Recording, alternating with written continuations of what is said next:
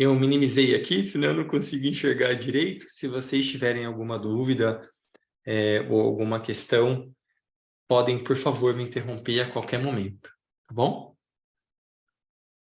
Vamos lá. Bom, por que é importante a gente estar reunidos hoje, né? O plenilúnio ou o horário máximo da lua cheia acontece amanhã às 8h02 da manhã. Então é dito que todos os esforços no sentido de nos conectarmos com esse momento preparatório devem acontecer até 18 horas antes do momento da lua cheia, segundo os ensinamentos esotéricos, né? Então, a gente está se reunindo aí por volta de 12 horas antes desse momento culminante, e o intuito da nossa reunião é construir uma substância que possa ser utilizada pelos grandes seres no momento exato do plenilúnio.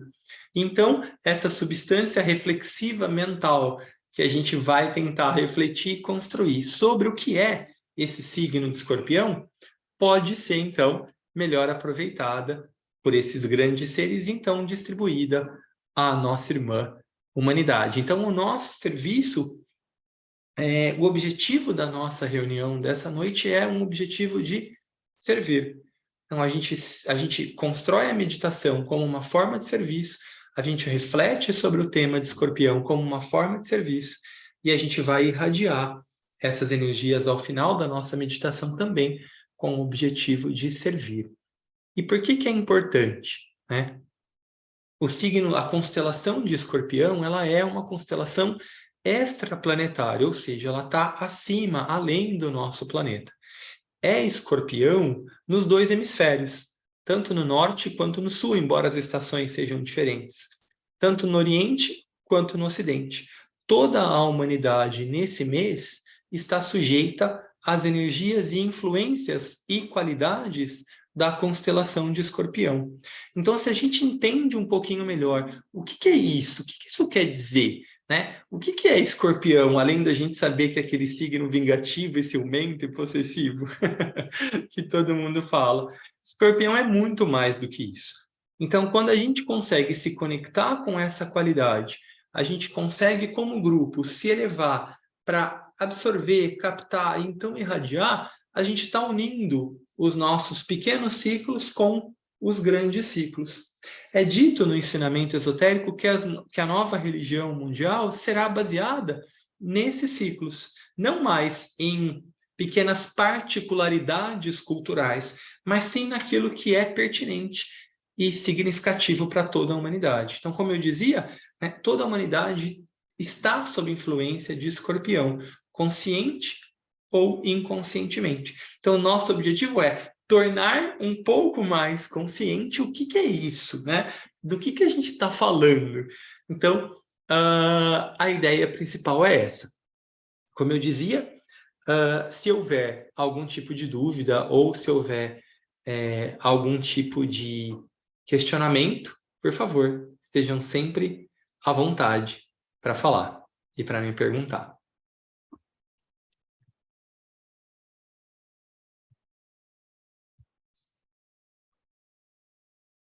Escorpião é conhecido como a luz do dia. Olha que interessante, né?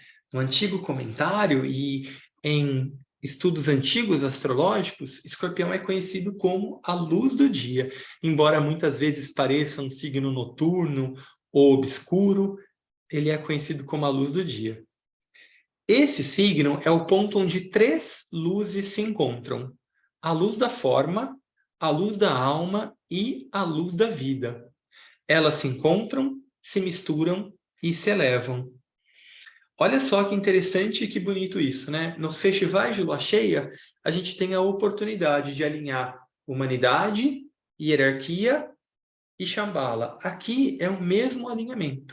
Então é como se a gente estivesse tendo duas oportunidades. Uma oportunidade desse tríplice alinhamento por conta do próprio signo de Escorpião e também uma oportunidade por conta do período da lua cheia. E olha o que acontece. Elas se encontram, elas se misturam e elas se elevam.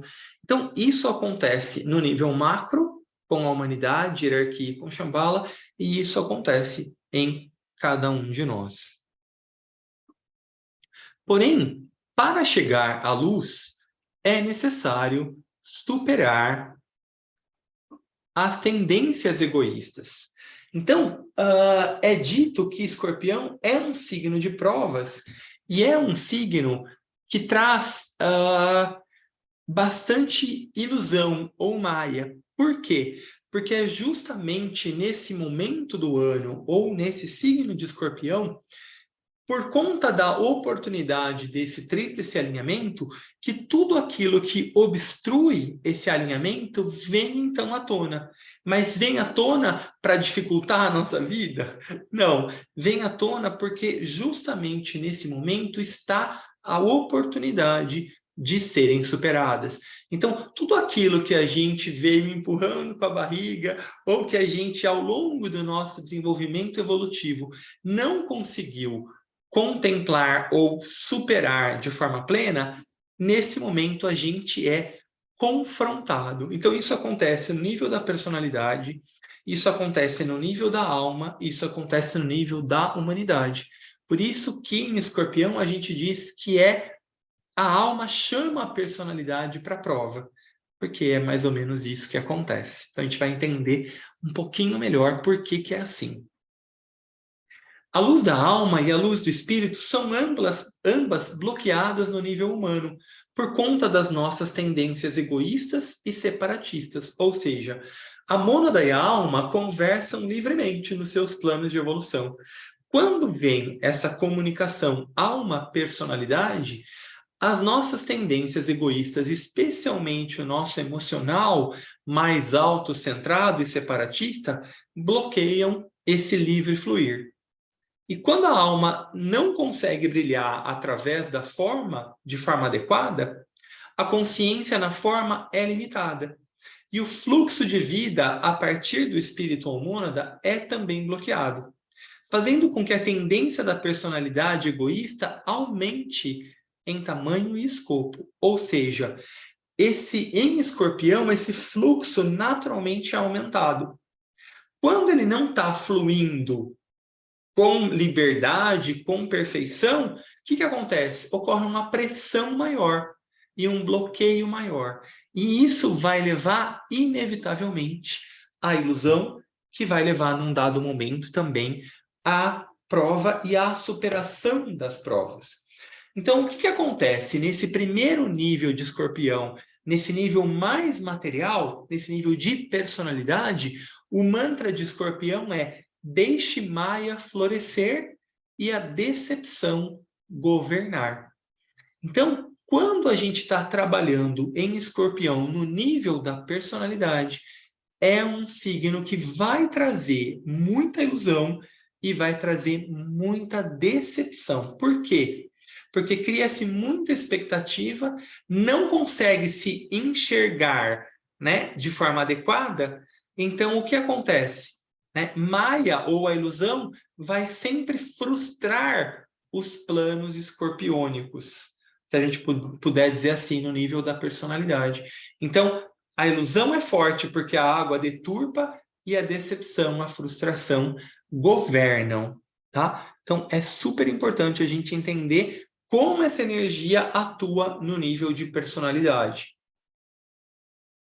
A palavra Maia significa ilusão. E a ilusão mais comum é a da separação, que pode incluir: nós humanos comumente vemos o nosso planeta como um ser separado, fazendo com que o tratemos como uma entidade morta e inconsciente, que nós somos livres e irresponsáveis para explorar, em vez de enxergá-lo como um ser vivo, consciente, conhecido nos círculos esotéricos como logos planetário. Então, a primeira separação em nível macro é a gente com o nosso planeta. Então, a gente não reconhece esse ser como um ser amoroso, acolhedor, que nos provê todos os campos para o nosso desenvolvimento evolutivo. A gente geralmente enxerga só como um ser que a gente está aqui usufruindo e explorando ao nosso bel prazer.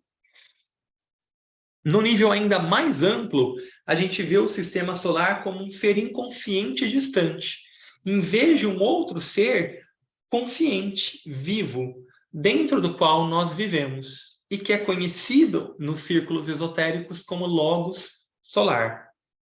Muitas vezes também deixamos de reconhecer que o Sol, na verdade, é o coração pulsante desse sistema solar. Finalmente, no hemisfério norte, embora pareça que as coisas estão ficando mais escuras, porque as noites ficam mais longas, né, a partir do outono, que a gente entra em Libra, né, no hemisfério norte, a verdade é que, apesar dessa ilusão, o nosso logos planetário está agora se aproximando mais do Sol, para receber a sua luz, a sua alma, priorizando a vida. Então, embora por conta da posição no hemisfério norte, os dias estejam mais longos, mas o nosso planeta está mais perto do Sol. E isso é um ponto muito importante de Escorpião. Por quê, Paulo? Porque Escorpião traz a prova da ilusão. Então, Escorpião vai fazer com que a gente enxergue as coisas muito distorcidas e piores do que elas são. A prova do guerreiro é enxergar a luz, o amor e a vontade da alma, apesar de toda a ilusão que se apresenta. Então, é quase um paradoxo, né? A gente se confronta com a ilusão, mas no fim das contas, a ilusão só é promovida por conta de possibilitar daquele ser já ter alcançado em alguma medida uma aproximação maior. Então, no nível material e também no nível espiritual, depois a gente vai ver melhor, Escorpião traz a prova da ilusão. Tudo bem até aqui? Sim. Sim. Tá bom.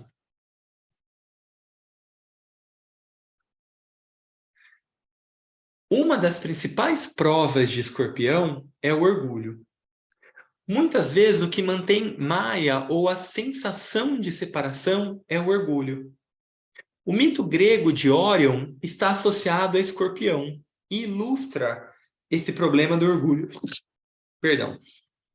Órion era um grande caçador, mas a sua arrogância o fez acreditar que ele era um caçador ainda melhor do que a própria deusa da caça, Ártemis. Para tornar Órion mais humilde, o irmão de Ártemis, Apolo, Deus Sol, enviou um escorpião atrás dele. Vendo o escorpião, Órion não achou que aquela pequena criatura fosse uma ameaça e o ignorou. O que aconteceu? O escorpião picou e matou Órion. Zeus, o rei dos deuses, então colocou Órion no céu junto com o escorpião, de tal maneira que no hemisfério norte, Órion está sempre fugindo quando as estrelas de Escorpião aparecem. Agora, por toda a eternidade, todos assistem à fuga de Órion, assustado, quando Escorpião surge no céu. Olha que bonito, né? Escorpião é muitas vezes associado à segunda grande iniciação. Tem essa associação. E a segunda iniciação é muitas vezes chamada de a iniciação da humildade. Porque a gente vai ver depois, né, num outro estudo que eu estou preparando, específico sobre as iniciações, vai ficar mais claro. Mas se a gente for analisar Escorpião, a gente pode entender aí como o orgulho é um obstáculo para que a gente atinja esse patamar, né, de grupo consciência. Muitas vezes dentro do próprio desenvolvimento espiritual, especialmente quando o ser passa pela primeira grande iniciação, naturalmente ele se vê imbuído de um poder maior e se coloca como o agente dramático ou central de todos os processos que envolvem a vida dele. E como uma preparação para a segunda grande iniciação, que é grupo consciente, o indivíduo passa por uma série de provas que vão, pouco a pouco, revelando a ilusão do seu orgulho. Podemos seguir? Algum comentário, alguma dúvida?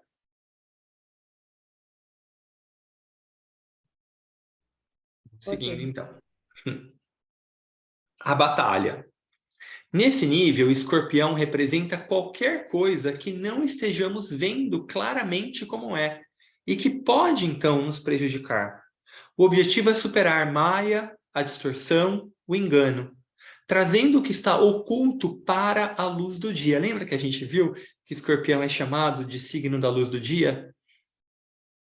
Ou a consciência da alma. Para quê? Para deixar a luz do dia revelar a verdade, para dissipar a ilusão da separação que vem de Maia, permitindo-nos ver a unidade, trazer a paz, removendo as tendências separatistas que nos levam ao conflito. Olha que importante, né? Pensando no nosso momento planetário e principalmente no nosso momento nacional. Como é importante a gente reconhecer a unidade que subjaz a essas tendências separativas que levam inevitavelmente ao conflito, que é o que a gente está vendo muito, né, na nossa realidade hoje. Se não prestarmos atenção às tendências negativas em nós mesmos ou nos outros, elas vão crescendo até se tornar uma fera. Essa besta é composta de tudo que nós tememos, incluindo a morte. E o que acontece? Lembra que a gente viu, quem estava presente no nosso último encontro grupal, que eu falava que Libra traz essa capacidade de avaliação e percepção e ponderação. Quando esse trabalho não é feito em Libra, ele tem que ser feito em Escorpião, não tem mais possibilidade. E aí, então, se a gente não fez direito nos outros signos, em Escorpião a gente é confrontado, não tem escolha. Então, muitas vezes, o que a gente foi postergando, a gente foi deixando de trabalhar, quando chega em Escorpião, a gente é obrigado a trabalhar, tanto individualmente quanto no coletivo nacional e planetário.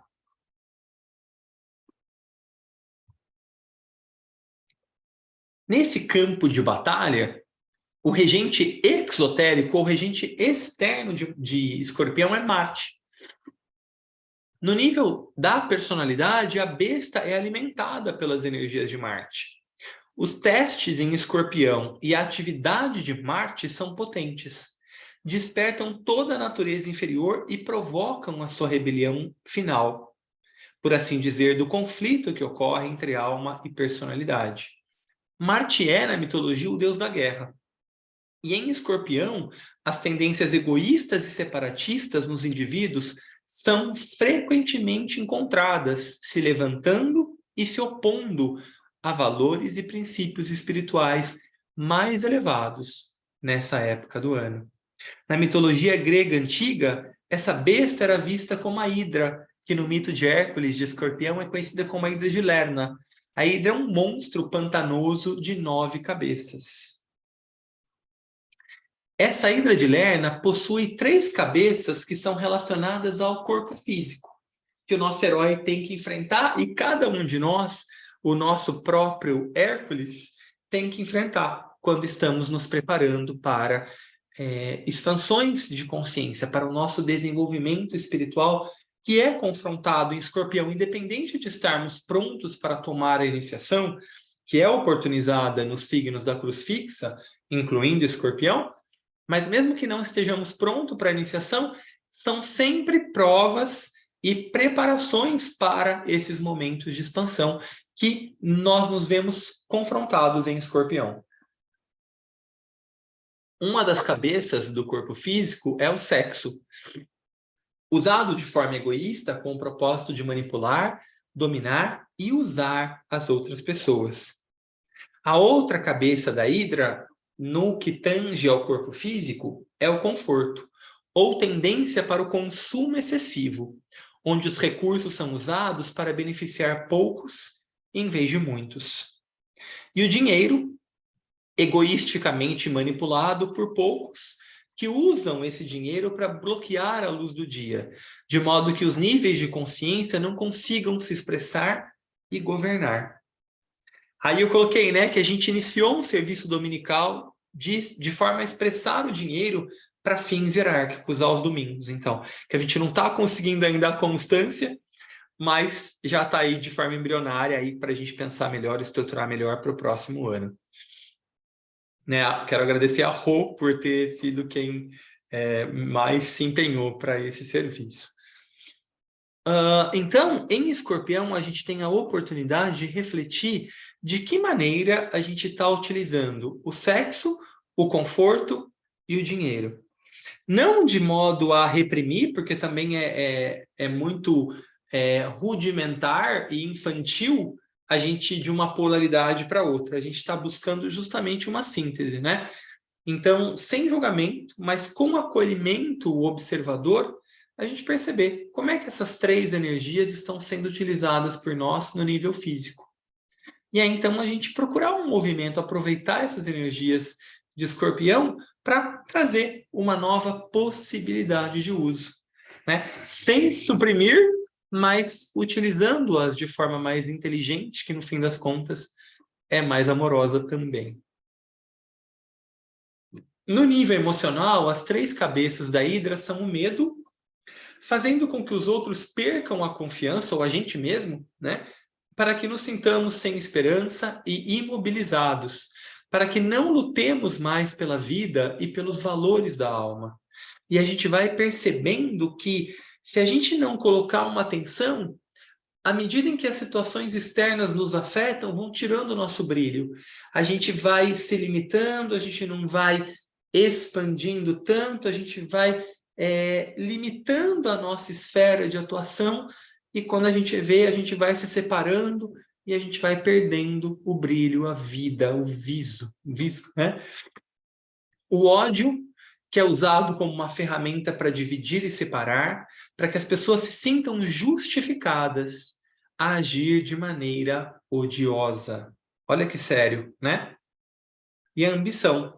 Com o medo e o ódio se expressando, a ambição pelo poder aumenta, de modo que o dinheiro, o sexo e o conforto físico se tornam mais facilmente acessíveis apenas para o uso da personalidade. Então, aquilo que a gente viu de cabeças associadas ao físico também passam a ser justificadas, e aí elas se embrenham mais, porque elas servem para uso emocional, não só sensorial ou físico, que faz com que o nosso apego aumente ainda mais àquelas três cabeças que nós vimos relacionadas ao corpo físico.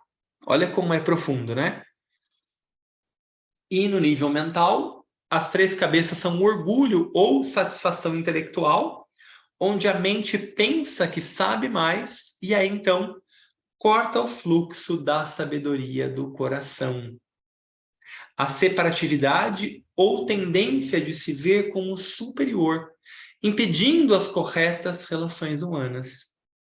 E a crueldade, agora que nós nos sentimos superiores e separados dos outros, podemos justificar tratar os outros de maneira abusiva e violenta. Claro que eu coloquei aqui de uma maneira mais punch, né? De uma maneira mais forte. Mas é muito importante que a gente se observe de novo com coragem e clareza para em que medida a gente está alimentando essas cabeças, porque com certeza nós estamos, em alguma medida ou outra. Por quê? Porque ocupamos corpos físico, emocional e mental. Então, essas provas, elas estão ocorrendo o tempo todo, né? De forma mais grosseira, talvez já tenhamos passado por isso. Estamos num processo de desenvolvimento, de autoaperfeiçoamento, de conexão, de ligação com a alma. Mas enquanto não atingirmos, né, a terceira grande iniciação, em alguma medida somos ainda probacionários, estamos em provas. Então, em alguma medida, as cabeças da Hidra também nos afetam. E aí o mais difícil talvez seja perceber no sutil, né? Quando é grosseiro, a gente percebe com mais facilidade. No sutil, a Hidra tende a nos enganar com um pouco mais de facilidade. Tudo bem até aqui?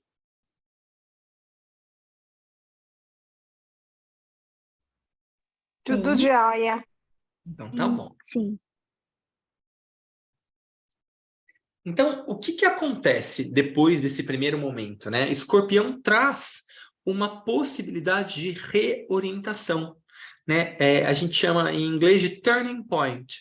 Escorpião é um turning point, é um reorientar, é um readequar, é um momento da crise onde a gente tem a oportunidade de falar, não, peraí, o que é prioritário? Para onde que eu quero ir? Onde que eu estou indo?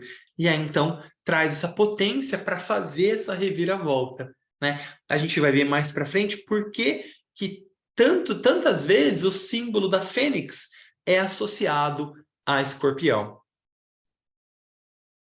Estando imerso em Maia e experimentando a besta por tempo suficiente, aqueles que são espiritualmente inclinados alcançam um novo estágio. Esgotando os recursos do desejo e da ambição mundanos, o homem inteligente volta a si mesmo e então se reorienta para a alma e para as suas exigências. A cauda de escorpião, que é o símbolo, né, da constelação, torna-se o gancho que ajuda a remover as tendências da personalidade inferior, ou a foice do arcano 13 do tarô, a morte, né? Escorpião é associado a um signo de morte. Então, olha que bacana, né? A sua própria caudinha representa essa foice para cortar as tendências negativas pela raiz. E aí, então, uma nova vida seja possível florescer. Ou a gente vê esse símbolo também, eu gosto muito da mitologia egípcia, né? Tem uma espada chamada Khopesh, que os egípcios utilizavam para desarmar rapidamente qualquer equipamento ou qualquer arma numa luta corpo a corpo, né? Os egípcios foram um povo que conquistou muitos territórios e eram muito conhecidos também pela arte da guerra, assim como pela arte da morte. Então, essa espada Khopesh, ela é muito simbolicamente utilizada também com o deus Anubis e toda a mitologia egípcia no que se relaciona à morte. E aí, então, a gente chega num ponto bem interessante de Escorpião, que é o que a gente procura trabalhar nas nossas meditações de lua cheia, que é o guerreiro. Agora, as batalhas entre os pares de opostos são substituídas pela figura do guerreiro. Agora as almas lutam contra as tendências da personalidade inferior que impedem a alma e seus traços espirituais de governar. Como uma águia que substitui o símbolo do escorpião, nós utilizamos os nossos olhos e asas para alçar voo. Lembra, o ágina, ele é também chamado de o terceiro olho e ele é representado por duas asas, simbolicamente para os indianos, né? Então, é a partir desse olhar do observador que é possível que a gente alcance voo, né? Que a gente chegue até a nossa alma, permitindo-nos ver com uma perspectiva o que precisamos fazer com clareza para vencer a batalha. Devidamente preparados para essa batalha, poderemos dizer melhor: guerreiro eu sou, e da batalha emerjo triunfante, que é o mantra espiritual de Escorpião. Então a gente saiu do momento de uma qualidade escorpiana de maia e decepção, agora por conta das experiências todas, de todo o sofrimento, né? A gente está num outro momento, que é no nível de alma. Guerreiro eu sou, a alma é guerreira. E da batalha entre os pares de opostos internamente, entre personalidade e alma, a alma emerge triunfante. Escorpião é um signo de triunfo, é um signo de vitória assegurada. Então, quando a gente entra em Escorpião, a gente sabe que vai ter uma luta, mas a gente sabe que a vitória está assegurada. Então, a gente precisa se apropriar dessa qualidade para realmente vencermos a nossa batalha interna. E aí, então, olha que interessante, né? Escorpião é regido por Marte no nível exotérico ou externo, mas também é regido por Marte no nível esotérico ou interno.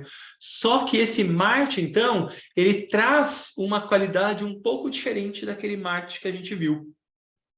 À medida em que nós nos envolvemos nessa batalha espiritual interna, Escorpião invoca o aspecto superior de Marte. O que é esse aspecto superior?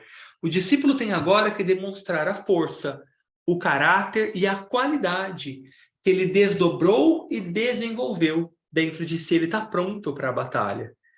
Todos os aspectos da natureza inferior estão envolvidos nessa crise, razão pela qual Marte é o regente esotérico no Escorpião. Então, o primeiro Marte estava ali na superfície, brigando, trazendo conflito, né, reafirmando sua força. Esse Marte aqui agora, ele está reunindo tudo aquilo que foi conquistado e falando, ó, agora é a hora de colocar todas essas experiências anteriores em prática. O efeito de Marte é, portanto, em grande parte orientado para resultados no grupo. De novo, né? Escorpião tem a ver com a segunda iniciação. A segunda iniciação é a iniciação grupo consciente, chakra cardíaco em ação. Muito diferente da separatividade que marca o aspecto mais rudimentar ou não desenvolvido de Escorpião. Produzindo grandes lutas, mas levando finalmente à revelação da visão, da libertação e do serviço. Por isso, a fênix ou a águia, como eu dizia, são símbolos de Escorpião já nesse nível. Escorpião faz parte da cruz fixa. A gente já falou isso outras vezes, né? Junto com Touro, que é o seu oposto polar, com Leão e com o oposto polar de Leão, que é Aquário. O que ele faz, né? Por que essa cruz fixa é a cruz do discípulo? Por isso que as iniciações ocorrem sempre nos signos de cruz fixa, porque são a cruz do discípulo. A cruz mutável é chamada de a cruz da personalidade e a cruz cardinal é chamada de a cruz da mônada. Escorpião é um signo fixo, fixando, focando, consolidando a nossa energia num desejo unidirecionado e sustentado, de modo que nada possa impedir o triunfo sobre nossas naturezas de personalidade inferior.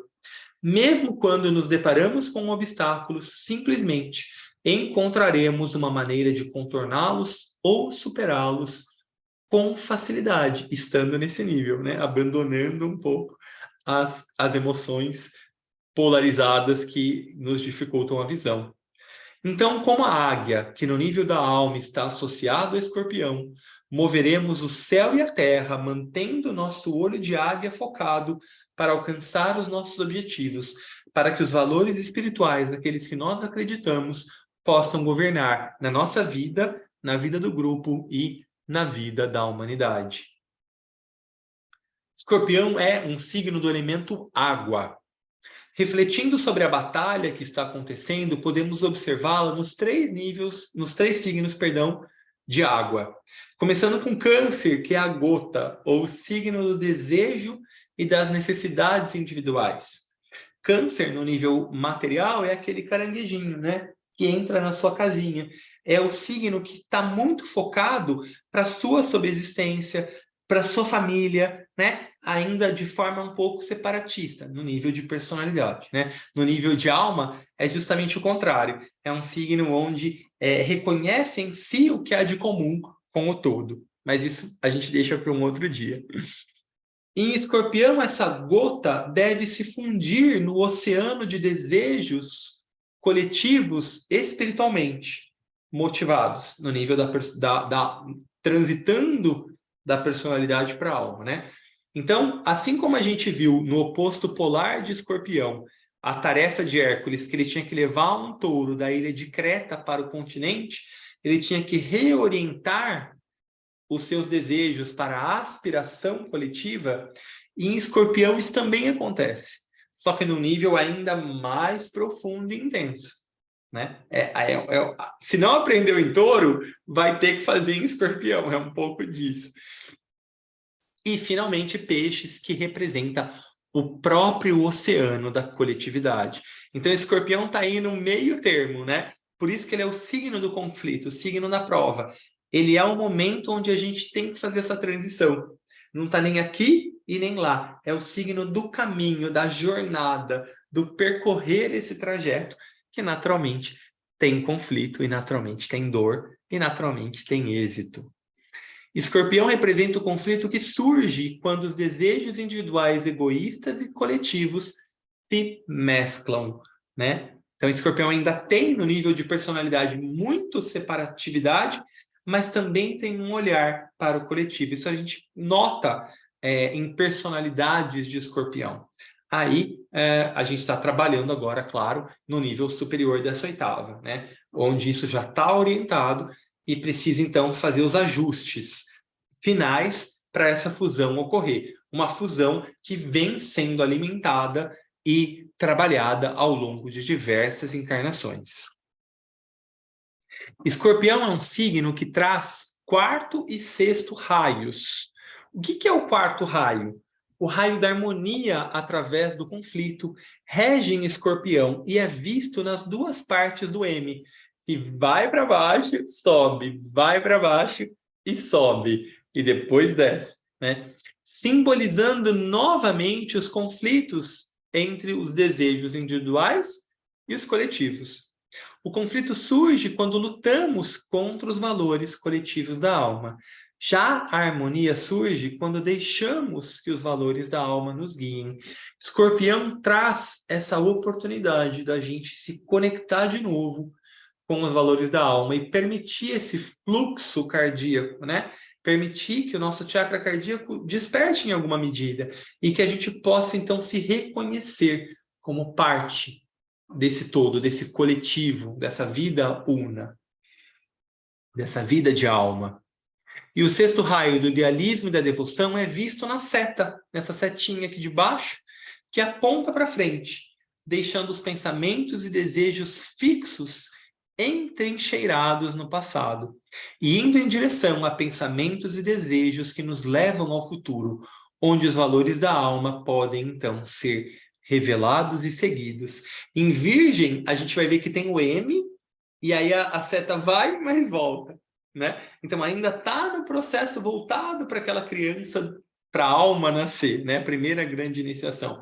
Em Escorpião já tem o conflito, mas uma orientação para a alma. Interessante a gente perceber que o próximo signo, após Escorpião, também tem uma seta, que é Sagitário. Só que aí essa seta já está voltada, de fato, para o alto, né? Já transcendeu o conflito, agora já é também unidirecionada, que é Sagitário.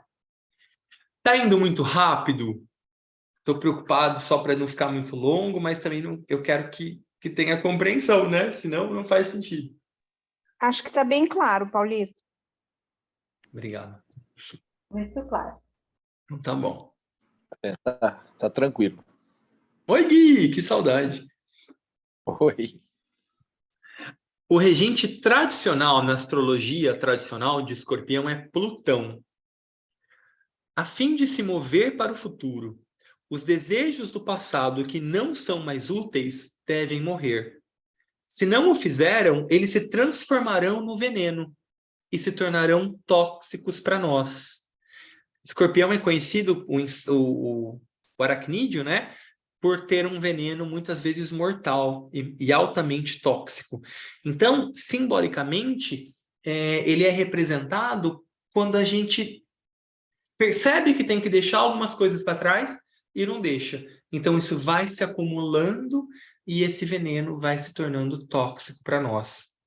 As energias espirituais de Escorpião nos permitem lançar luz sobre esses venenos. E usando a luz do dia, a gente pode descer a esse submundo, ou na psicanálise para o nosso inconsciente, né? Plutão, na mitologia romana, era o deus do submundo, para limpar os desejos, ou padrões, ou hábitos que se tornaram tóxicos para nós. Então, de novo, né? Escorpião trazendo através de Plutão, que é o seu regente tradicional, exotérico, um regente noturno, essa possibilidade da gente avaliar, né? O que eu preciso deixar morrer? Né? Quais aspectos do meu ser eu preciso limpar para não me envenenar, para não envenenar os outros com os quais eu convivo?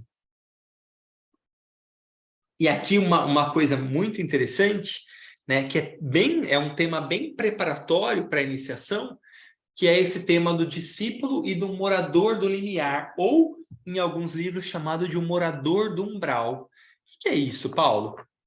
Tendo alcançado, em alguma medida, o controle interior, o guerreiro agora se torna um discípulo. Como Hércules, H, né, é a oitava letra. O Escorpião é o oitavo signo. Se a gente fosse pensar nos 12 trabalhos, na jornada de Hércules, a gente diria que os 12 trabalhos representam o signo de Escorpião, né? Por quê? Porque esse discípulo ele passa pelos 12 meses zodiacais de cada ano, passando por testes ou trabalhos de maneira triunfante. Alguns ele dá uma escorregada, né? Mas depois ele conserta. Isso permite o estabelecimento de corretas relações com a alma e também com o meio ambiente. Esses dois resultados, correta relação com a alma e correta relação com o meio ambiente, são o objetivo final de todos os testes de Escorpião. À medida que o discípulo avança no caminho espiritual, ele encontra o morador do limiar ou o morador do umbral. As festas do mês de Escorpião nos preparam em pequena ou grande medida para enfrentar esse morador. Aí eu coloquei uma figurinha do Halloween, né? Que também pode ser um símbolo da gente se confrontar, né? Então, o que é esse morador do umbral? Vou ler, aqui vai passar um pouquinho, se não ficar claro eu explico. Em Escorpião, a maioria dos fatores ocultos emerge do passado e começa a absorver a atenção do discípulo. Um é a memória e o outro é a consequência da memória, que é esse morador. Então, a memória por si só, ela é fato, registra fatos. Mas o que essa memória traz é justamente esse morador. A memória aqui não é simplesmente uma faculdade da mente, como muitas vezes se supõe, mas é essencialmente o nosso poder criativo. E aqui está a ilusão, né? É basicamente um aspecto do pensamento e acoplado com a imaginação se torna um agente criativo, porque tanto o pensamento como a imaginação são fontes de criação. A gente viu bastante quem estava ontem no nosso workshop, a gente falou um pouquinho sobre essas duas funções psicológicas.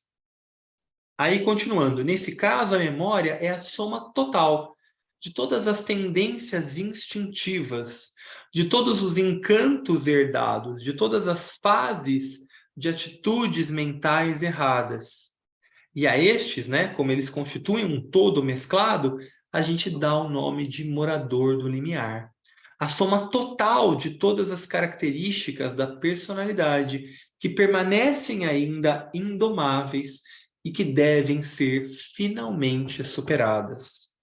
Quando a mente atingiu um estágio, relativamente alto de desenvolvimento, o aspecto memória é evocado de uma maneira nova e consciente. E então, toda essa predisposição latente, o instinto racial e nacional, toda a situação invicta e toda falta de coragem sobem à superfície da consciência. E então, a luta começa. No entanto, né, para a gente não desanimar, a tônica de Escorpião é triunfo.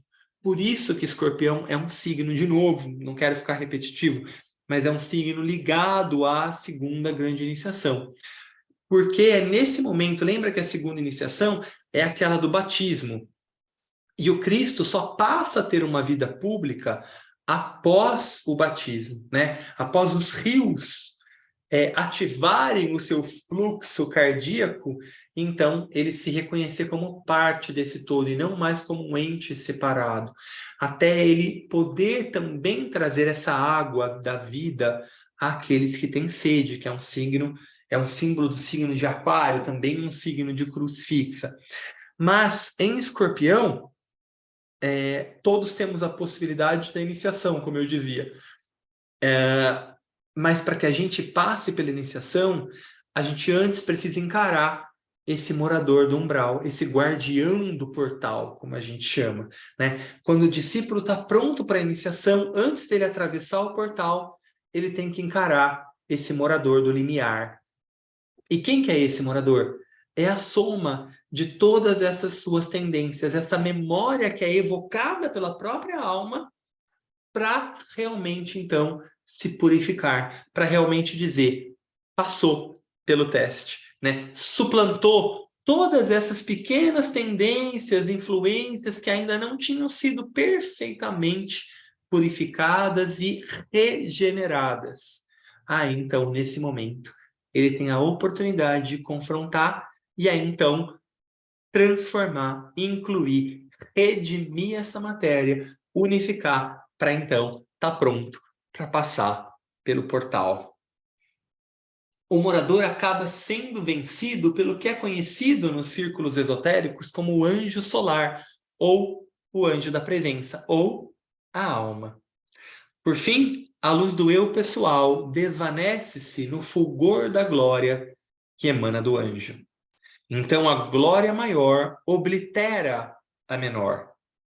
Mas isso só é possível quando a personalidade entra avidamente nessa relação com o anjo. Reconhece-se a si mesma como morador e, como discípulo, começa a batalha dos pares de opostos e entra, então, nas provas de Escorpião. Agora o discípulo é observado meticulosamente. Ele aprende o significado da palavra exemplo. Ele é ridicularizado por aqueles que são espectadores. Os primeiros estágios conscientes em direção à consciência do grupo e à resposta do grupo e ao serviço do grupo são agora realizados. Tal é o resultado e a recompensa da experiência escorpião. Então, num primeiro momento, ele tem que passar por todas essas provas e aí, então, conectado com os seus irmãos de grupo, ele começa a perceber, né, a essa resposta, a essa consciência do grupo. E então o serviço pode ser realizado de novo, né? Eu lembro que a vida do Cristo só foi pública após a segunda grande iniciação. O discípulo, o Cristo, né, reuniu o seu grupo após o batismo. Então, são temas muito presentes na cultura cristã ocidental e que tem muito a ver com isso tudo que a gente está falando, né? Com o início desse outro caminho mais iluminado que se dá a partir de Escorpião. Aí, separei um pouquinho alguns trechos do Bhagavad Gita. Além de seguir o ensinamento dos 12 trabalhos de Hércules da mitologia grega, podemos utilizar um dos textos espirituais mais antigos da humanidade, o Bhagavad Gita. No texto Arjuna, cada um de nós, né? O discípulo supera o morador em si mesmo, e nos outros, através do anjo da presença, que nesse clássico é simbolizado pelo Krishna, encontrado na águia ou no olho espiritual. Para simplificar massivamente os pontos-chave desse livro, a gente vai ver que no capítulo 1, o que acontece? O Krishna fala para o Arjuna, primeiro, não se desespere. O Arjuna não quer lutar. Antes da batalha começar, Krishna entrega a ele o livro, a sabedoria sagrada de como enfrentar a vida espiritual. E aí, né, a gente pode observar o quanto de inércia tem em nós, né? Como essa inércia se expressa? Então, esse não querer lutar, muitas vezes, é a inércia que faz com que a gente não queira estudar, com que a gente não queira participar da meditação, com que a gente, hoje eu não vou no grupo porque eu tenho um compromisso, né? Hoje eu não vou em tal lugar, ou postergar esse olhar interno, essa iniciativa interna, né? Iniciação vem da mesma raiz que iniciativa. Para atingirmos a iniciação, o esforço tem que ser auto-iniciado, tem que ser um indivíduo cheio de iniciativa. Enquanto a gente está dominado pela inércia, a gente não progride verdadeiramente na nossa vida espiritual. Capítulo 2, se a gente for pensar o pensamento-chave, conscientize-se do jogo cósmico. Sem uma perspectiva cósmica, você não pode ter uma perspectiva espiritual que o ajude a ter uma visão geral da luta que está diante de você. Aqui a gente lembra muito, né, dos princípios herméticos, assim como em cima e embaixo, da inscrição no templo de Apolo, em Delfos, conhece-te a ti mesmo e conhecerás o universo. Pratique o Karma Yoga. O que é isso? Enfrente todas as tarefas da vida, grandes ou pequenas, com a mentalidade de como os mestres gostariam que você abordasse o que está diante de você. 4. Entenda o funcionamento do karma em sua vida e no mundo.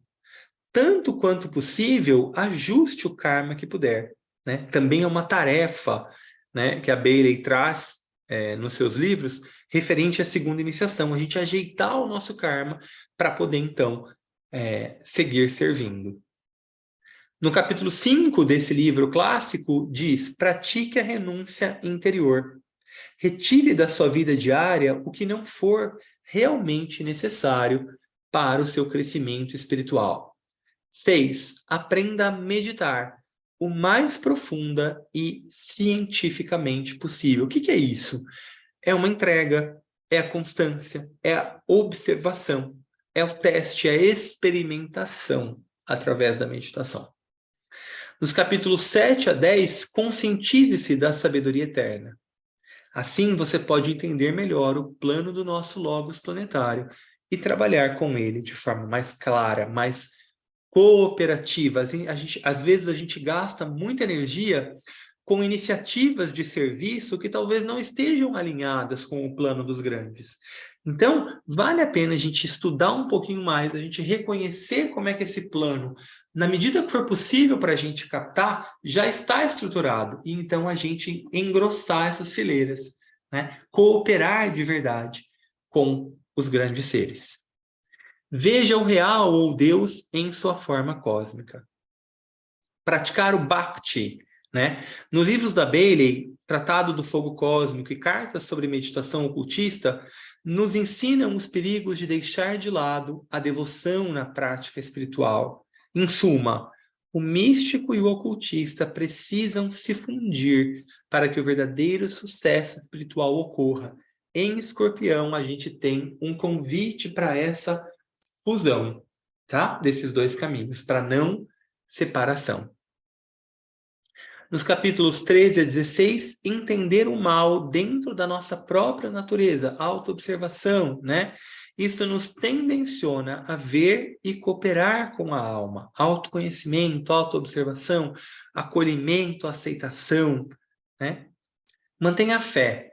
Aprenda os 3 modos da fé para que você fique alinhado com o bem, a verdade e o belo, apesar de quaisquer caminhos que você trilhar.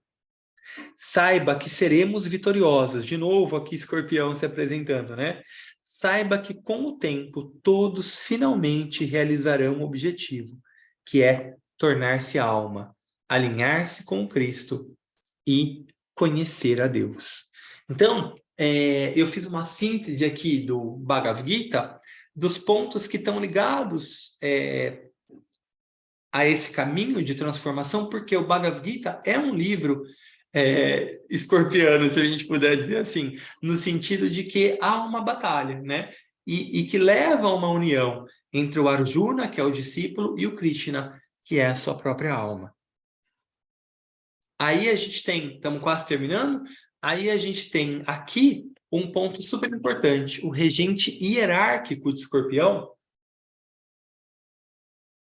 ou o regente no nível da mônada, é Mercúrio, que diferente, né, da natureza marciana inicial, quando o discípulo se torna vitorioso o suficiente, então o planeta Mercúrio se torna o governante planetário hierárquico. Isso aqui eu tirei do Astrologia Esotérica. Mercúrio é um planeta de 4º raio, de novo, né, da harmonia através do conflito.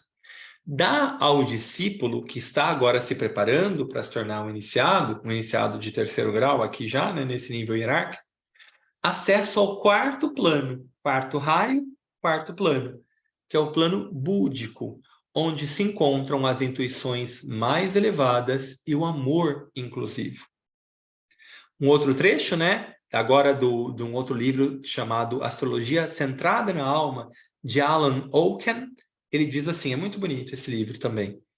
Após as várias batalhas terem sido vencidas, e o discípulo centrado na alma ter triunfado, o poder da palavra pode usar o campo de batalha apurado. Então, olha que bacana, né?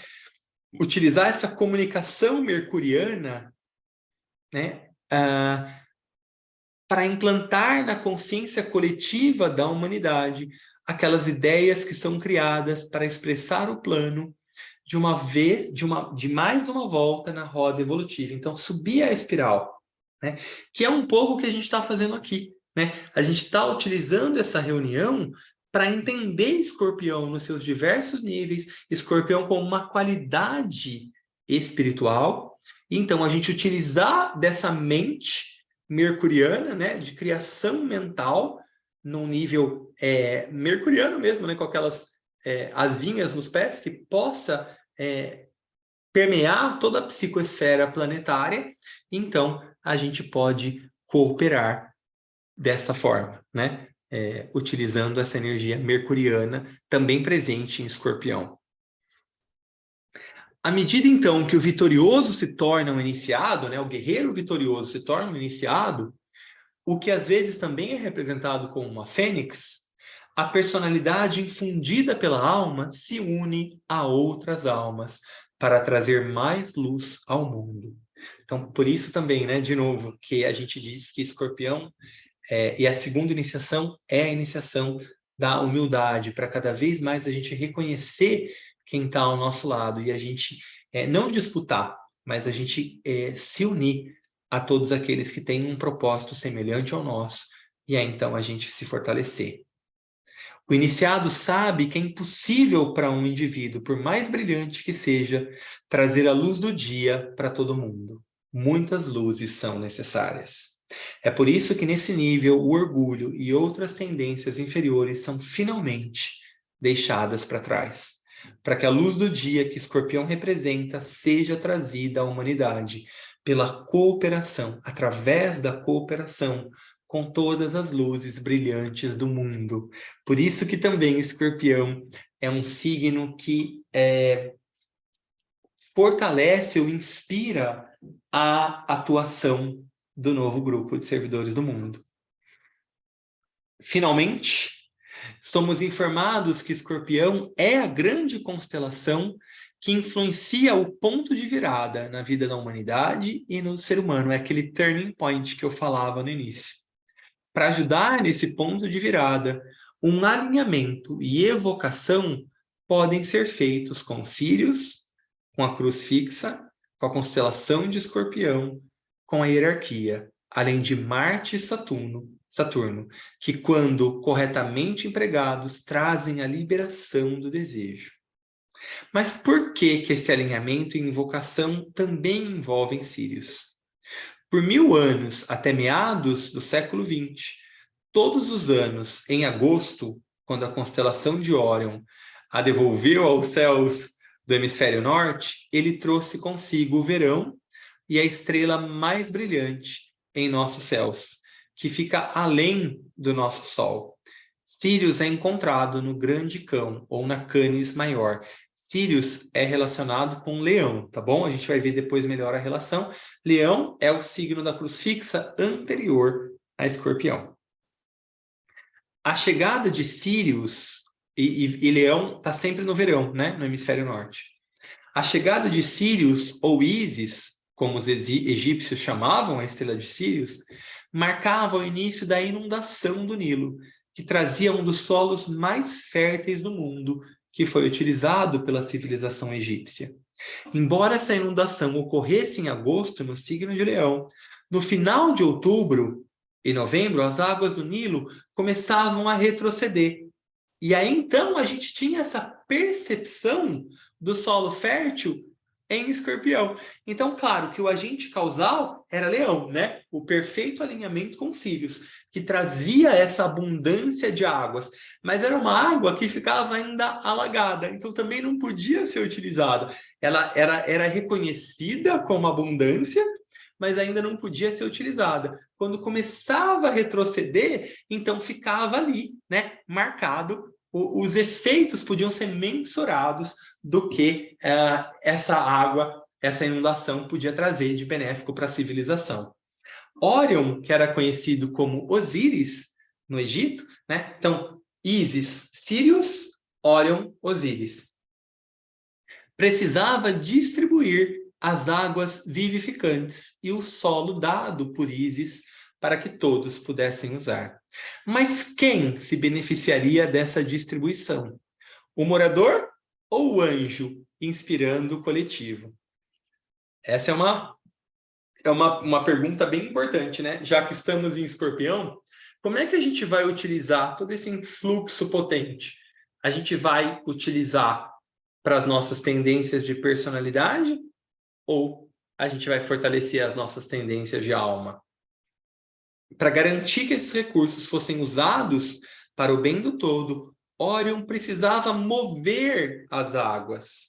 A distorção emocional de Maia, né, simbolizada no cinturão de Órion, que é o plexo solar, no fim das contas, né, até Ísis, que é a estrela de Sírius. Então, nesse perfeito alinhamento que ocorria, né, tinha o alinhamento da própria constelação de Órion, mas principalmente do cinturão e da estrela de Sírius. É dito que as 3 grandes pirâmides estão orientadas, cada uma delas com uma das estrelas que compõem o cinturão de Órion, e todas elas em direção a Sírius. Simbolicamente, representa a transição da vida de personalidade representada pelo plexo para o coração, representado por Ísis, ou por Sírius, por Leão, o coração, né? E é a marca da segunda grande iniciação, é a transferência da atividade da personalidade, do plexo para o cardíaco. Isso é possível focando o olho da águia no mês de Escorpião para que ele atinja o centro do alvo, né?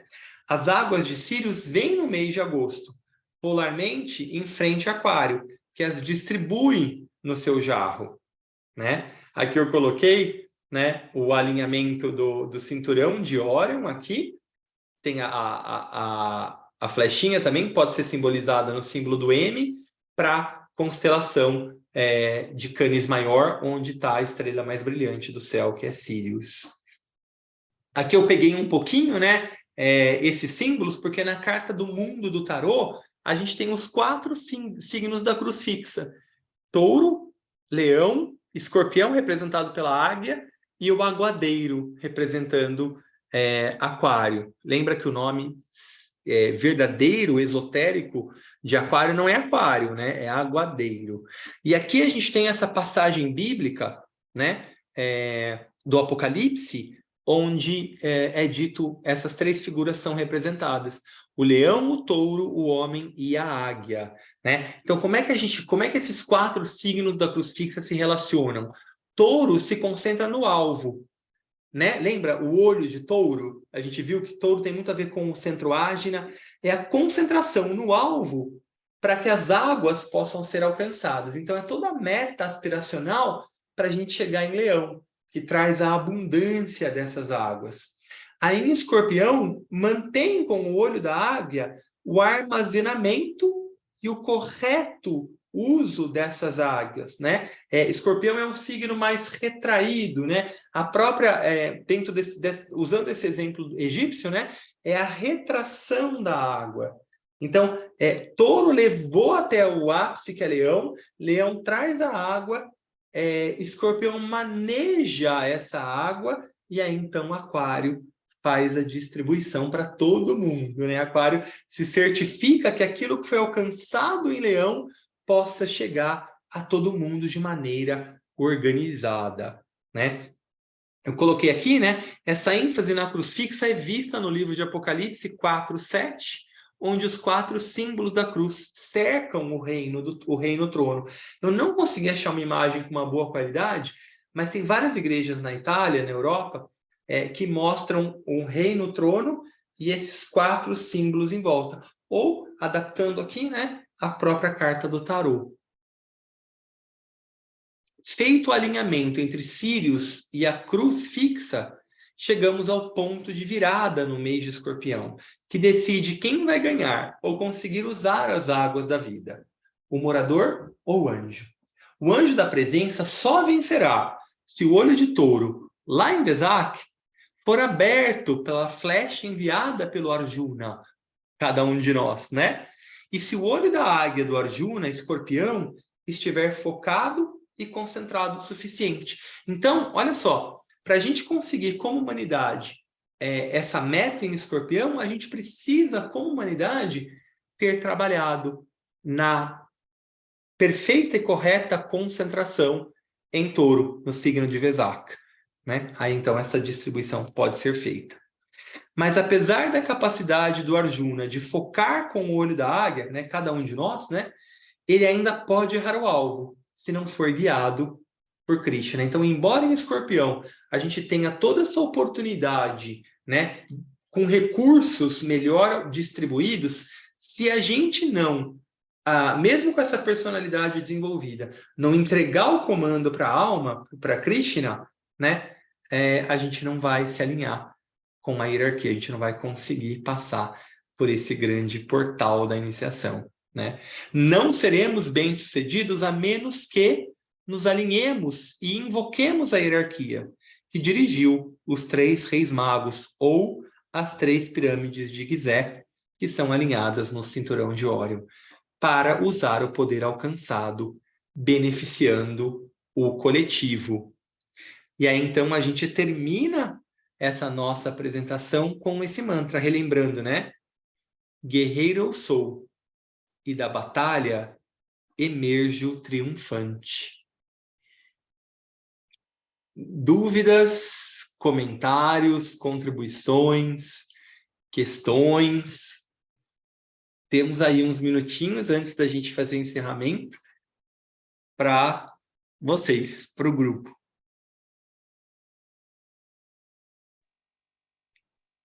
O Paulo, Oi. eu lembrei que o tradicional Dia dos Mortos dos mexicanos, independente do Halloween, também acontece nessa época. E uma coisa interessante é que quem trouxe o Dia dos Mortos para essa época de novembro, né, final de outubro, novembro, foram os espanhóis, porque ele era comemorado em agosto. E aí a gente vê uma associação com Leão e Escorpião também interessante, né? Os astecas comemoravam em agosto. Isso é interessante, porque dá para ver bem. Aliás, você vai passar esse PowerPoint para a gente? Vou. Sabe por quê? Eu tenho vontade de ler o Bhagavad Gita, mas com esse seu resumo, Resuminho. fica muito mais interessante. Fica mais interessante. Tá legal. Ele é bem simbólico, né? Ele é bem artístico até, né? É, Então, quando a gente tem um guia, mais ou menos, porque não é uma leitura que, assim, ou você se apaixona ou você fica meio cansado.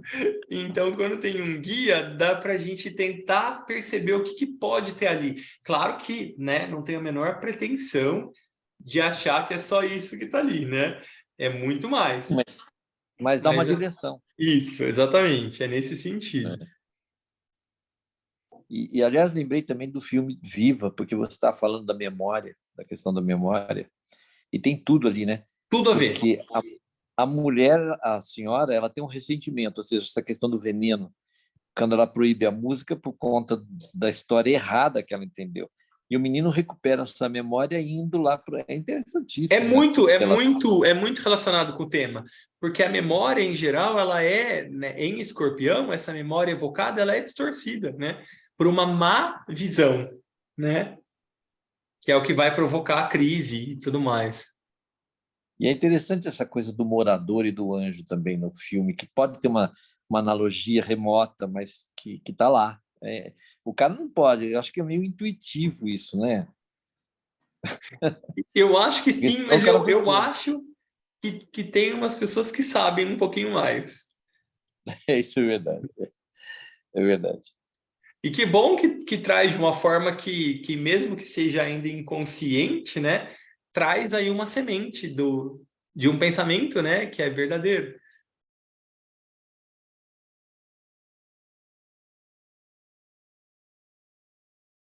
Muito bom. Mais alguém?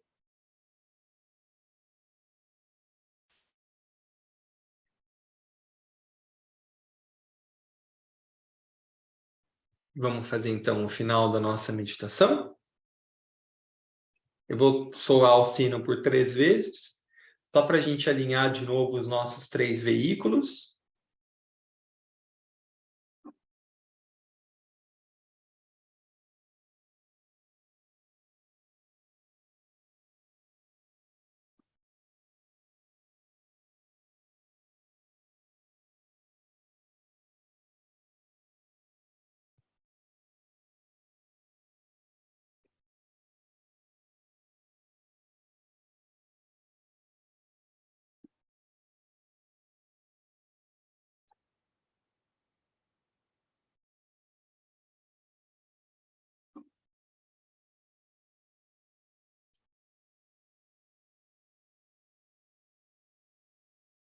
Nós havíamos interrompido a nossa meditação inicial para refletir sobre o tema de Escorpião. Então, talvez pudéssemos, nesses próximos instantes, relembrar os pontos principais desta apresentação, desta reflexão grupal, sem perder de vista que o nosso objetivo é traduzir essas qualidades potentes de Escorpião para a criação da forma pensamento, que possa ser melhor compreendida mentalmente pela humanidade.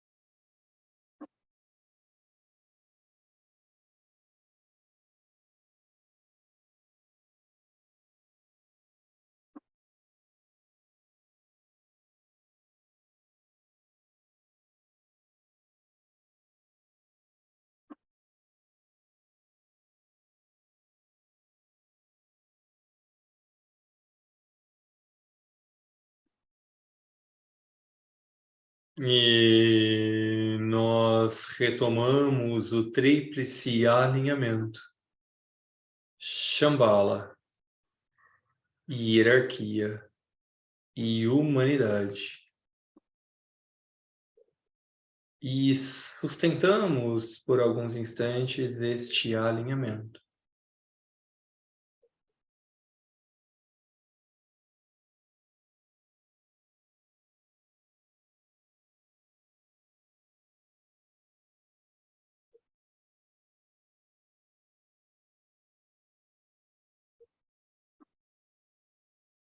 E imaginamos, a partir de Shambhala, a irradiação de luz, amor e vontade para o bem, se irradiando a hierarquia,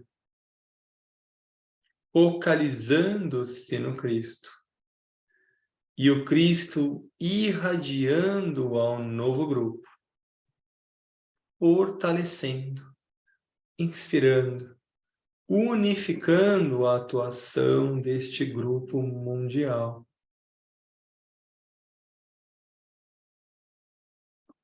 E este potente influxo de luz, amor e vontade para o bem pode, a partir do novo grupo, inspirar homens e mulheres de boa vontade, fortalecendo seus grupos, iniciativas, organizações, associações.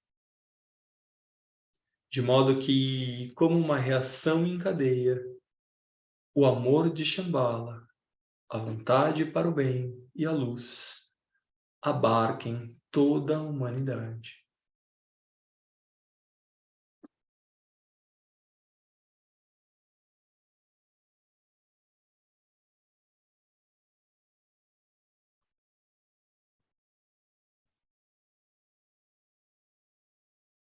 E nós retomamos o nosso papel e lugar junto ao novo grupo.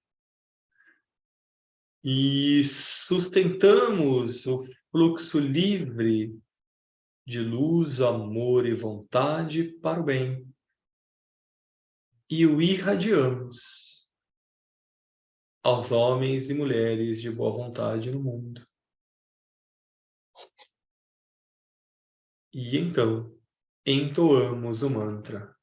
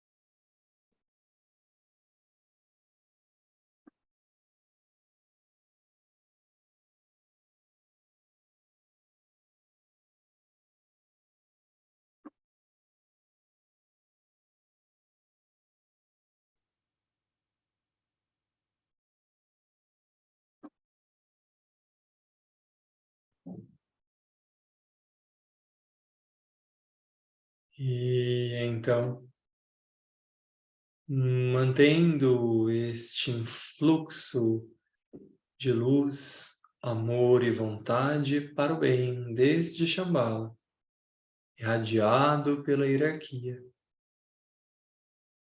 Nós imaginamos as 5 entradas principais planetárias receptivas a este potente influxo.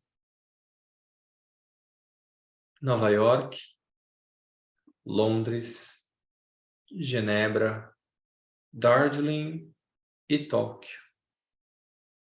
E ao entoar a grande invocação em uníssono, imaginamos essas potentes qualidades interpenetrando a vida planetária.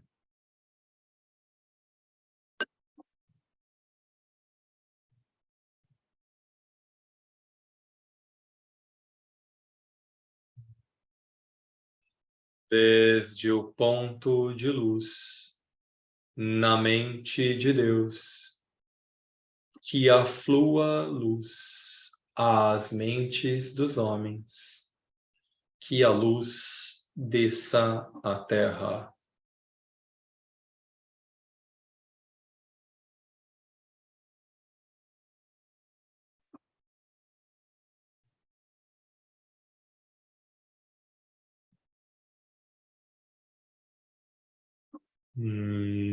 Desde o ponto de amor no coração de Deus, que aflua amor aos corações dos homens, que o Cristo retorne à terra.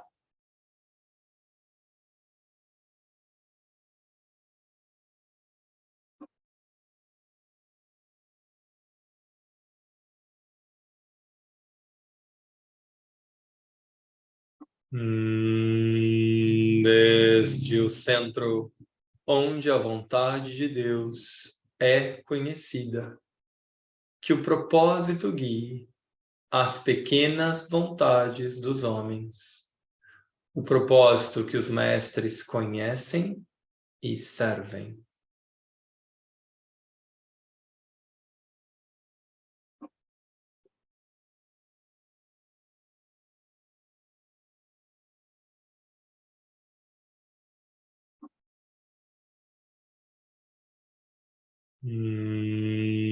Desde o centro a que chamamos raça dos homens, que se cumpra o plano de amor e luz, e que ele cele a porta onde mora o mal.